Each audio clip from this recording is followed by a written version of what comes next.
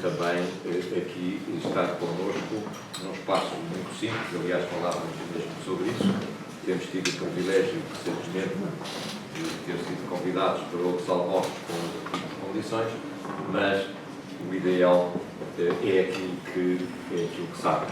De qualquer modo, eu queria aproveitar esta oportunidade para além de sublinhar a importância de termos hoje entre nós o Presidente da Confederação da Indústria Portuguesa, atendendo a toda a intervenção mais recente que ele tem tido no espaço público em defesa da revisão da lei laboral, mas queria aproveitar este espaço para lhes dizer o seguinte. O Ideal e a CIP celebraram um acordo recentemente para uma iniciativa de que o Dr. Armindo Monteiro falará. Penso que é uma iniciativa que terá um impacto muito positivo em Portugal, pelo menos assim esperamos, mas de qualquer modo, independentemente da iniciativa em si, que o Dr. Armindo Monteiro falará, eu queria dizer que é a primeira vez que uma associação como o Ideal estabelece uma parceria para uma iniciativa muito específica e muito concreta com a Confederação Empresarial, neste caso com a CIP, o que muito nos honra e o que muito nos prestigia. E estou convicto que a iniciativa que se torna pública a partir de hoje dará um testemunho muito relevante para Portugal, mas sobre isso o Dr. Armindo Monteiro, melhor do que eu, vos falará. Caro Armindo, muito obrigado por estar connosco.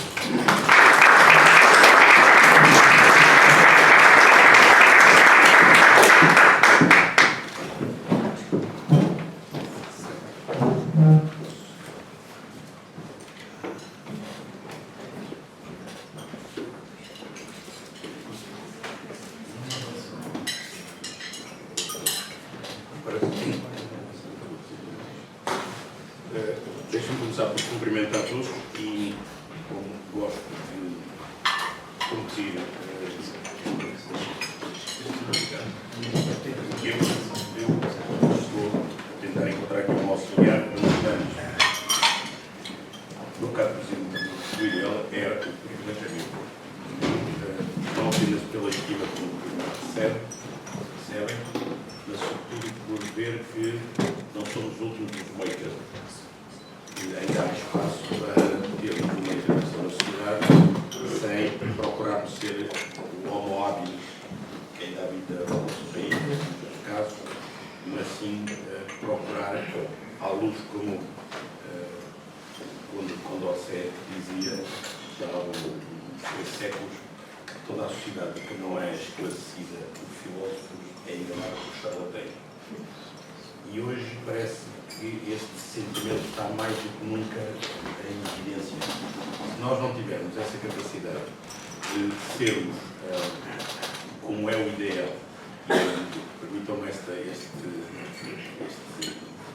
singelo tributo que eu gostaria de prestar ao Ideal, que como sabem, depois de 81 mudou para a Instituição do Instituto de Autoridade Marca para Antônio Costa, e sobretudo por esta ideia simples que é democracia e liberdade. Eu faço uma profissão de fé também neste princípio. Por isso, é com muito gosto que eu junto à missão que o Ideal tem feito nesta tarefa espinhosa. Às vezes. Bom, eu creio que aqui temos uma dificuldade que é, perante uma plateia tão ilustre e que tem muito gosto para ver e temos aqui uma plateia que eu já vi se fizesse aqui uma pequena sondagem de idade, é desta geração que nós temos. E eu vou, por isso, não procurar não ter a oportunidade na perspectiva de quem tem se calhar mais doutoridade de alguns que estão, tentar falar um bocadinho sobre o futuro de Portugal. Mas esta é uma tarefa muito espinhosa, porque a história deste país ensina-nos que não devemos fazer previsões particularmente sobre o futuro. Tratamos de Portugal é muito difícil. Mas ainda assim, penso que há duas ou três coisas que nós podemos falar sobre este futuro. Mas devemos ser muito pragmáticos, muito objetivos. E o pragmatismo tem a ver com o seguinte: nós precisamos fazer alguma transformação em Portugal, ou está tudo bem. É apenas uma simples curiosidade.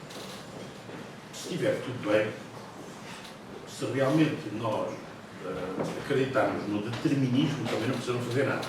Porque o que estiver a ser feito, está. Deixem-me dizer-vos, em outras dimensões, nomeadamente espirituais, posso acreditar que há algumas coisas que são previsíveis ou que estão previstas, mas na sociedade não creio no determinismo. O determinismo é aquilo que nós queremos fazer dele. Portugal é aquilo que nós queremos fazer dele. Se nós somos pobres porque, se quisermos ser ricos, temos que fazer alguma coisa para o ser. Portanto, não é alguma entidade exterior, seja a Comissão Europeia ou outra, que vai mudar Portugal. Portugal é mudado por aqueles que estão e que mais precisam de Portugal. E por isso não vejo, minha primeira afirmação equívoca é: Portugal não sofre nenhum determinismo. Eu bem sei que no passado tivemos um bocadinho esta ideia de não foi no passado. Na realidade, nós nunca fomos estimulados a ser. Mesmo hoje, a forma de controle é a forma de procurar dar com subvenções, com subsídios, com o que quer que seja de facilidades, prender a livre iniciativa. E por isso, esta ideia do apelo à prosperidade verdadeiramente nunca esteve presente em Portugal. A questão é que antes acusava-se que isto era de direita e agora isto é de esquerda. Mas sobretudo é de quem quer organizar-se para fazer uma captação de votos. Por isso, de uma forma muito concreta, eu não subscrevo essa tese filosófica que pretende, de alguma maneira, sustentar que todos os eventos, incluindo os comportamentos humanos, são causados por acontecimentos anteriores e elegidos pela lei da natureza e, por isso, o futuro inevitável. Por isso, não acreditando no determinismo, acredito que existe uma matriz comportamental da população socialmente ativa do nosso país que é avessa ao risco. Este ponto é algo que tem consequência em muitas coisas. Se nós temos uma matriz, se nós temos uma população que socialmente é avessa ao risco, naturalmente que isto é aproveitado. É aproveitado porque, desta forma, nós, para nos libertarmos disto, temos que mobilizar as capacidades positivas de criação de riqueza. E por isso queria-vos falar hoje de três coisas. A primeira, ambição, boa vontade. O segundo, queria falar de demografia. E o terceiro, queria falar de economia. Eu creio que quando está em causa o país, quando está em causa o futuro do país, temos naturalmente muitas variáveis. Mas eu queria saber como subscrever-me a estas três: a ambição, a vontade, a demografia e a economia. Bom, e desde logo, qual é a ambição para Portugal? Qual é o propósito do país? O que é que nós verdadeiramente pretendemos? Hoje, que ainda estamos bastante eufóricos de uma vitória que tivemos há um dia ou dois, que é que verdadeiramente já está tudo bem. Ou seja, há 4 dias não estava nada bem e hoje já está tudo bem. É esta do escocesa, da maior das euforias e a mais profunda das depressões, que é a primeira questão que de facto nos caracteriza a nós portugueses. Nós passamos por qualquer momento, nós transformamos logo aquilo que é uma grande depressão para uma euforia que somos melhores do mundo. Depois, naturalmente, voltamos depois à depressão. A primeira preocupação é o que é que nós desejamos para o país? Qual é o nosso propósito? É para termos o país com melhores cuidados de saúde, para o país com maior esperança de vida, o país com melhor índice de felicidade, o país com mais medalhas olímpicas conquistadas, um país que é campeão mundial de futebol, o que seja. Mas vamos mobilizar a nação para isso. Eu, enquanto presidente de uma confederação empresarial, naturalmente não posso ir a nenhum destes objetivos. E por isso, aquilo que me parece é que esta necessidade de estabelecermos uma meta galvanizadora para o país, e nós já tivemos isso, quando foi, e temos normalmente, quando é momentos difíceis, nós temos metas galvanizadoras. Na altura queríamos ultrapassar a dificuldade quando foi da Troika, e não ultrapassámos. Viu-se grandes manifestações? Não. Por muito pouco. Agora houve duas greves, aos quais chamaram gerais, é falso, mas chamou-se às greves gerais, e durante o tempo da Troika houve uma. Agora houve duas. E na altura, os esforços verdadeiramente estavam em causa, as populações não tinham nada a ver. Mas foram meritórios, e nós, portugueses, conseguimos derrubar essa dificuldade. Esta ideia, quanto a mim, passa por reagirmos à circunstância. E a circunstância é qual é o nosso, na Europa que gostamos de estar, qual é o nosso lugar? Nós somos, em termos de, isso é medido em termos de riqueza, nós estamos muito mal classificados, como sabem. O país encontra-se claramente abaixo da média europeia. Se virmos isto em termos de valor, o PIB per capita da União Europeia são 41.600 euros. Em Portugal é 30.800. Significa que nós estamos, dependendo da paridade de poder de compra utilizada, estamos entre 76% e 82%. O PIB total, nós não chegamos a 300 mil milhões, 289 mil milhões, o que dá esse PIB per capita 30.800. Mas há uma circunstância, é que nós nos últimos 3 ou 4 anos tivemos mais cerca de 1 milhão de trabalhadores estrangeiros que vieram para Portugal. Significa que, não tendo aumentado proporcionalmente, significa que o nosso PIB empobreceu. O PIB per capita, que naturalmente é quase o mesmo a dividir por muito mais. Isto também nos devia fazer refletir. E com isto não estou naturalmente já condenado a política de comunicação, mas só estou a referir à economia. Portanto, em termos de economia, em 2025, se nós considerarmos que a média europeia é de 100%, o país que está no topo é o Luxemburgo, com 239. Ora, é significativo. E nós estamos em 81. Somos, por isso, o nono pior. Execo com a Polónia. Portanto, quanto a mim, quando Presidente da Confederação, o desígnio para Portugal é aproximar a riqueza criada em Portugal da riqueza média criada na Europeia. Apenas isto. Nós não sofremos nenhuma incapacidade estrutural para não conseguirmos estar na média. Eu já nem estou a dizer, porque eu não tenho nada essa ideia, sempre do pelotão da frente, isso atira-me sempre ao ciclismo, que eu gosto muito, mas aqui na economia, a ambição não é ser o pelotão da frente, nem é ser o primeiro lugar. Tomara que fosse, mas como isto é por aproximações sucessivas, a primeira é chegarmos ao pelotão. Não estamos para trás, não estamos perto do carro de vassoura, porque nós depois também nos estabelecemos esse objetivo. Estamos perto do carro vassoura, continuando numa linguagem de metáfora, e de repente queremos fazer um salto quântico, que é passar do carro vassoura para o pelotão da frente. Não. Vamos para o pelotão. Irmos para o pelotão significa conseguirmos um nível de prosperidade igual àquilo que é a média. Mas isto antes de a média empobrecer. Porque, como sabem, cada vez que há alargamento, naturalmente que alarga-se a países que estão piores que Portugal. Fora isso, sabemos que a média, com contribuições inferiores, vai. Nós, em Portugal, um dos grandes desafios era termos regiões coesas, não era? Porque havia regiões de Portugal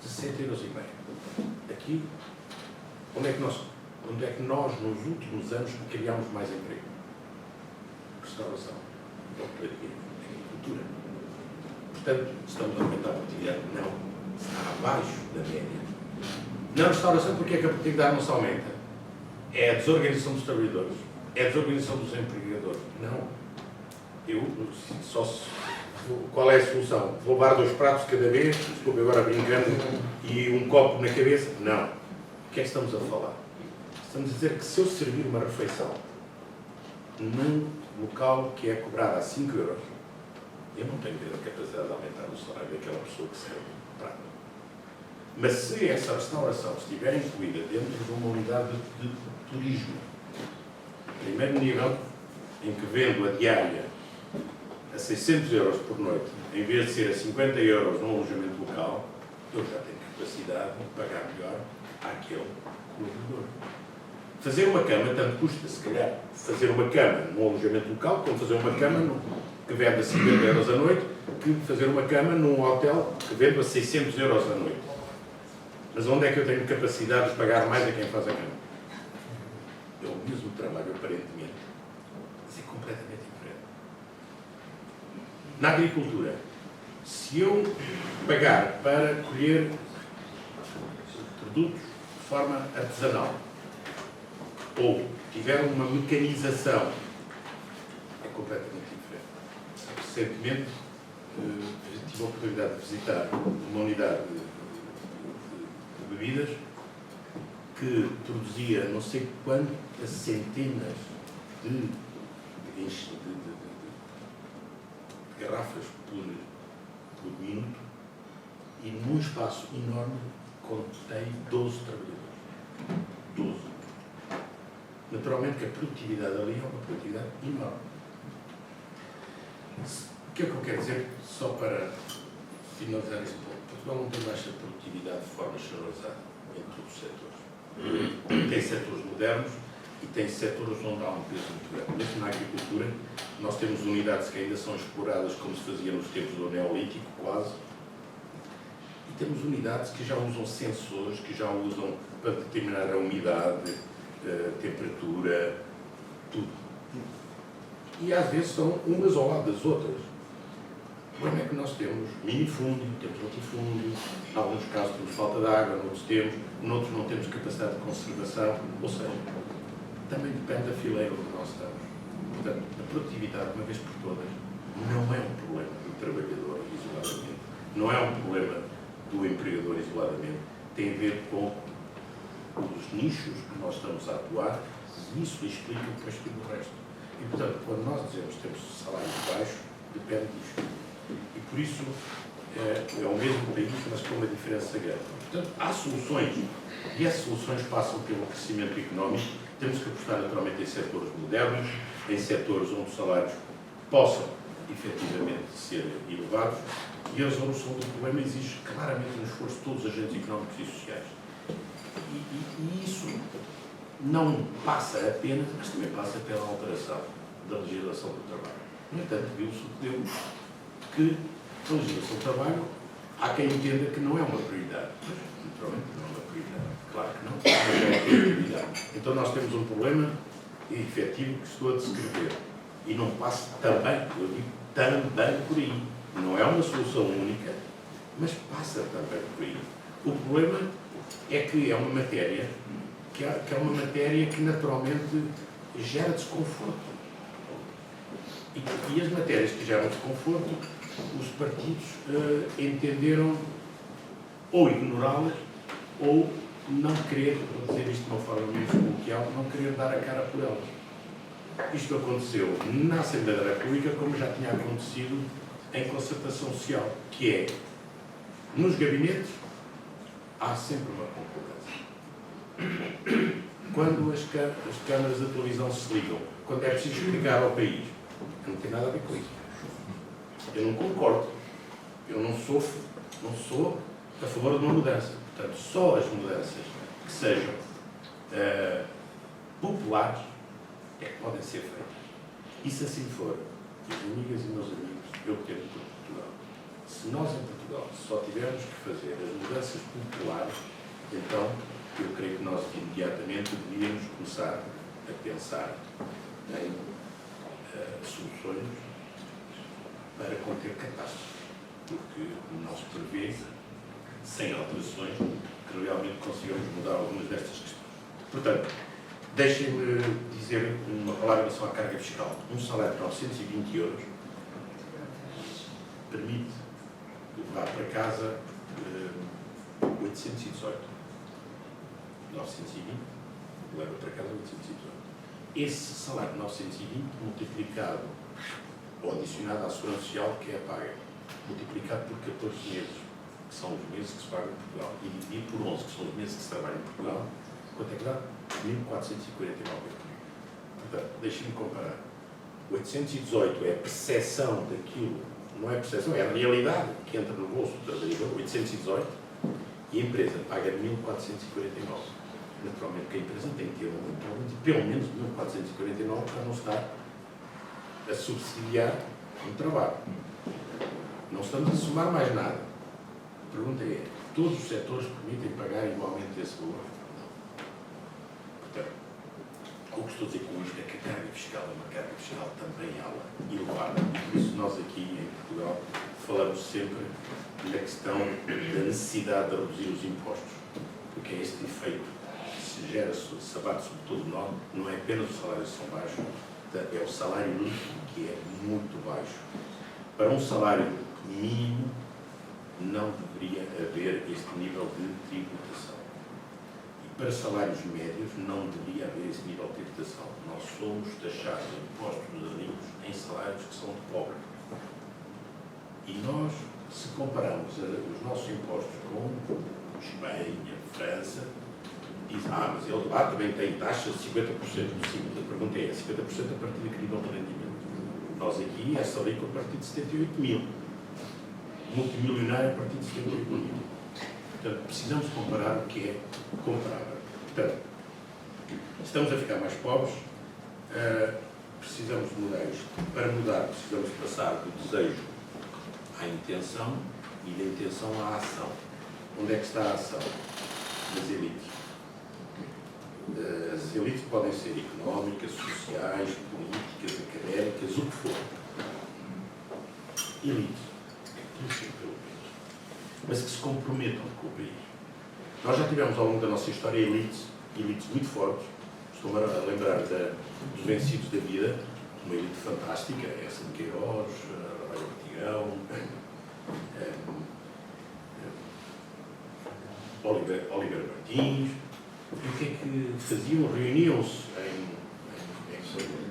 pastos. Estávamos no instrutor da monarquia, estávamos numa altura em que a monarquia começava a dar sinais de fraquejar, ali 1890, mas reuniam-se com o sentido de criticar sem nenhum propósito de mudar.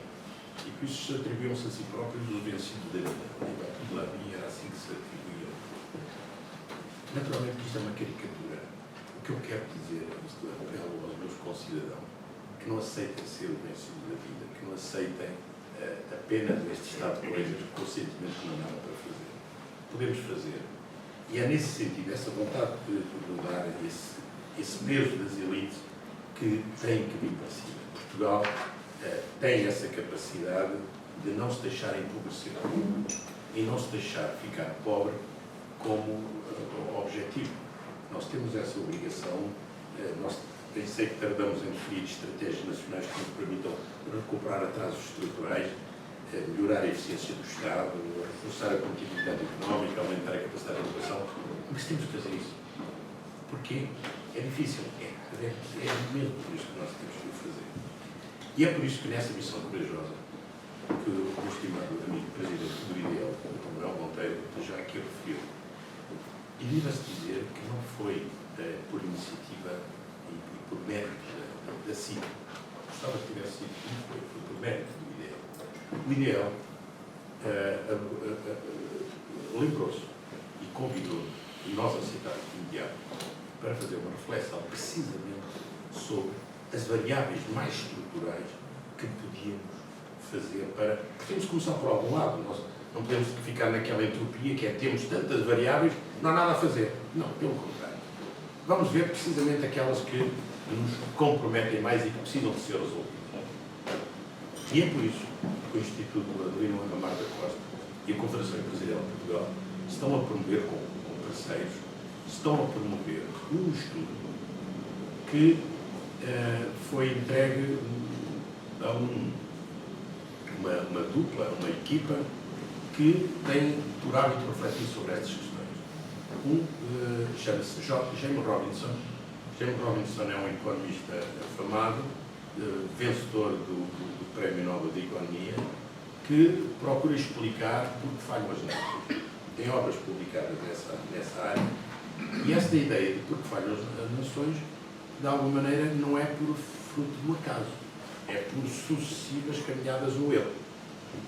E essas sucessivas caminhadas no erro, esperamos que possamos apresentar no dia 30 de julho, que é o dia em que vamos apresentar os resultados, algumas dessas caminhadas no erro, ou pelo menos esta inação que persistimos a fazer. E é o contributo do Instituto do Ideal, do Instituto Adelino Amar da Costa, é o contributo da Confederação Empresarial de Portugal, não para termos razão, nós gostávamos de não ter razão, mas com sentido cívico e sentido de responsabilidade, sentido de quem se recusa a prostrar os braços, a aceitar este determinismo que parece que é aquilo que nos aprisiona. E, juntamente com o professor James Robinson, temos também a sorte de ter na equipa um português, Nuno Palma, que tem também obra publicada, como seja As Causas do Atraso Português, lançou recentemente outros livros também nesta área, e por isso acreditamos que vamos poder, pelo menos, fomentar a discussão agora no dia 30. Porque a pobreza, é verdade que nunca os nossos governantes não nos estimulam a ser ricos, mas a pobreza é uma opção. Não é uma obrigação, não é uma determinação, é uma opção. E nós temos um Estado em que privilegiamos a inação, a ineficiência. Ou temos um Estado em que privilegiamos a iniciativa, privilegiamos a ação, privilegiamos o empreender em vez de estar de mão estendida. Isso é o que nos também dignifica. Portanto, este ideal a que aspiramos não pode ser esta matriz que há bocado vos falava, de continuar avessa ao risco. Nós temos que continuar a apostar na inovação, aqueles negócios que há bocado falava são exemplos de negócios que precisam de inovação, e uma partilha de uma cultura de dinâmica positiva. Se nós não tivermos essa cultura, não conseguimos mobilizar as capacidades positivas de criação da riqueza, e temos que mobilizar. Apesar de um país que se habituou em muitos casos a uma mão estendida, nós precisamos dizer que o assistencialismo é para uma necessidade de termos uma rede que naturalmente proteja todos os que temporariamente precisam dessa rede. Mas aqui nesta afirmação disse duas coisas: temporariamente e que precisam. Não é tudo e todos ao mesmo tempo. Senão somos todos candidatos a viver de mão estendida. Nós temos que ter um Estado social que proteja os mais frágeis, ou mais frágeis de uma forma temporária, mas sobretudo que não iniba esta capacidade de empreender. Portanto, apesar desta falta de profundidade da visão na abordagem dos problemas, nós temos que avançar de uma forma significativa. Duas notas para terminar, porque estou a estender no tempo. A primeira é aquilo que designo de tirania de emoção. A tirania das emoções é um princípio de governação que tenta explorar a emoção e tenta resolver os problemas até ao telejornal das 20. E o problema resolve-se no jornal das 20. Já não há nenhum problema. Eu agora vim resolvo no dia seguinte haverá um problema, mas aquele está resolvido. E por isso tudo se circunscreve a criar emoções e a criar ideias de que estou em ação, estou constantemente em ação e estou sempre nesta ideia de resolver problemas. E resolvo-os a uma capacidade muito grande. Nós sabemos bem que há problemas que não se resolvem até ao Jornal das 20 horas.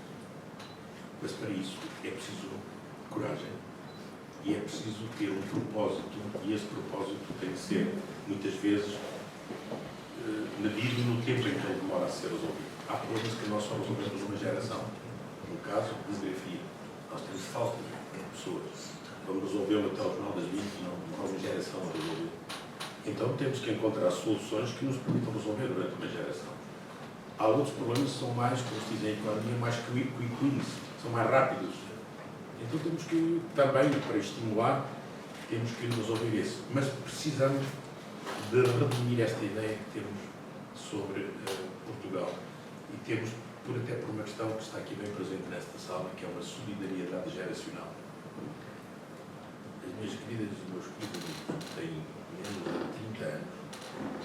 Quando se reformarem, se nada for feito, e isto não sou eu que digo, nem um dado da Confederação Empresarial, diz um relatório que se chama Asian Report, diz que quando se reformarem, a vossa taxa de substituição, é, portanto, a primeira pensão de reforma em relação ao último salário.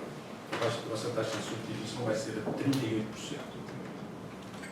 Ora, estando nós a aumentar a esperança de vida, ainda bem que é uma conquista civilizacional, a ideia é que vivamos mais tempo, mas não é vivamos pior. Então, se é para vivermos mais tempo, mas viver bem, nós não podemos ter uma taxa de substituição de 30%. Nós não podemos viver durante 30 anos, 40 anos, com 38% do último salário. Não é possível. E, portanto, precisamos de transformar. Por isso, esta solidariedade geracional, mas que também é necessário a solidariedade social, regional, obriga-nos a assumir outro tipo de decisões e a não ficar parados perante este avolumar de dificuldades. O mundo em que vivemos é um mundo exigente, mas não é por ser um mundo exigente que nós não temos soluções. Mas para termos soluções precisamos voltar ao tempo dos compromissos. E o tempo dos compromissos começa pela confiança. Se nós tivermos confiança, conseguimos criar compromissos e conseguimos criar ambição. Se não tivermos confiança, não chegamos à ambição. E porquê? Porque senão isto transforma-se um bocadinho como foi no tempo da sociedade da luta de classes. Para alguém ter, é preciso que alguém perca. Isso é uma soma nula, nula. Não é possível. A economia ensina-nos, se não fosse, como dizia Malthus, nós não tínhamos alimento para toda a população, porque a população estava a crescer e não havia capacidade de produzir alimentos a nível suficiente, e viu-se bem que não é assim. Significa que a economia consegue aquilo que se chama alargar as fronteiras de possibilidades. Alargando as fronteiras de possibilidades. É possível distribuir bem, distribuir melhor. Para isso, o que é preciso? Estabelecer compromissos. Para que compromissos sejam estabelecidos, é preciso que haja confiança. Esse compromisso tem que ser de ambição, por isso este desafio é um ponto essencial. O que queria terminar com uma nota positiva, que é este mundo novo em que nós nos encontramos. Nós sabemos bem que sem esta esperança não há vontade empreendedora, e sem vontade empreendedora não há empresários, e naturalmente sem empresários não há emprego. A função empreendedora é uma função, para quem estuda otimização linear, tem uma função e, se ela for otimizada sem restrições, é fácil. É muito fácil, se não tiver restrições é muito fácil. Mas nós temos restrições, e essas restrições são muitas, e muitas são éticas, e por isso também aproveito para saudar o papel da Sérgio, aqui pelo Sr. Presidente, Patrícia, que nos ensina que podemos, no entanto, ser empresários e ter restrições e continuar a ser bons empresários. O que eu quero dizer é que nós, em Portugal, podemos, de facto, melhorar o nosso nível de produção da riqueza sem prescindir de todas as outras dimensões humanas que nós, portugueses, privilegiamos. Portanto, não precisamos criar um estado de coisas em que não haja lugar para todos. É possível. Portanto, não podemos com o medo, anular esta energia criadora. O medo não é forma de ação. E este medo que se está a instalar, que não permite alteração nenhuma e que se utiliza o eufemismo de palavras para fazer passar leis, e portanto, recordo que tivemos agora uma que tem a ver com a prestação social única, em que o plumo da discórdia era se havia ou não havia contraprestação de algum serviço ou de algum tipo de atividade. E foi preciso ser muito criativo para se escolherem as palavras para se aceitar que, efetivamente, possa haver alguma contraprestação. E por isso, neste tempo em que a grande transformação é escondida por palavras, ou seja, fazer alterações que não pareçam que sejam alterações, é neste fase que Portugal se encontra. E aquilo que nos compete é nós conseguirmos entrar na economia, nesta economia que cria futuro. E Portugal está a entrar nesta economia que cria futuro. E termino com esta imagem positiva. Nós estamos a entrar numa economia que cria futuro. Nós, apesar dos números que ainda são números negativos, são diferentes daqueles que eram há 50 anos, há 40 anos. A evolução que estamos a fazer é positiva.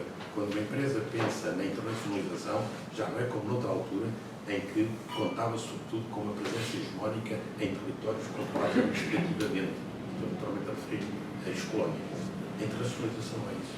A internacionalização começou há 50 anos e hoje a internacionalização é muito presente. E por isso Portugal está a entrar na economia que cria futuro. Claramente estamos a entrar. Bons exemplos que já estamos a falar no crescimento da inteligência artificial, no crescimento de tecnologias avançadas. Tudo isso está a acontecer. O que estou a dizer é que nós, resolvendo o problema da demografia, que é a mais longo prazo, naturalmente resolvendo com mão de obra estrangeira, se possível, outra solução. Apostando numa economia, numa alteração da economia que permita uma especialização que se afaste dos baixos níveis de produtividade, conseguindo com inovação, com a transição digital, nós verdadeiramente, se tivermos esta sociedade mais jovem, mais produtiva e mais inovadora, não tenho dúvida que chegaremos às ambições que todos nós queremos chegar para este futuro de Portugal, que naturalmente todos desejamos.